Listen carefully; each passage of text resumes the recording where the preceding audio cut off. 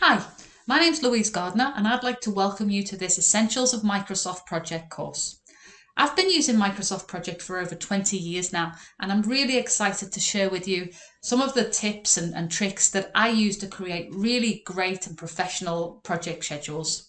So during this course, we are of course going to cover some of the Microsoft Project basics, but I'm also really keen to show you how to do those little things that really make your project schedule stand out, really put it in a professional context, and help you go from a good project manager to a great project manager.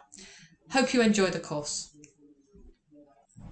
So, upon successful completion of this course, you're going to be able to understand and manage dependencies and relationships between project activities.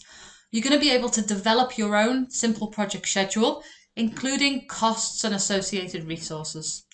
You're going to be able to analyze a schedule in Microsoft Project, and you're going to be able to highlight and understand the critical path and what that means. You're going to be able to update and monitor progress using Microsoft Project.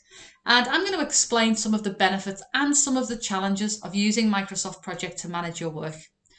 I'm going to help you to identify the challenges and the flexibility that you might have in your project schedule. And we'll talk about some optimization ideas for your project too. We're going to definitely have a look at producing reports. The reporting engine in Microsoft Project is really good, particularly in the later versions. So we'll be helping you to pull out some reports. We're going to talk a fair bit about resources and resource leveling, one of the most useful features of Microsoft Project. And we're going to have an awareness of the different kinds of constraints and dependencies that can apply to your project schedule.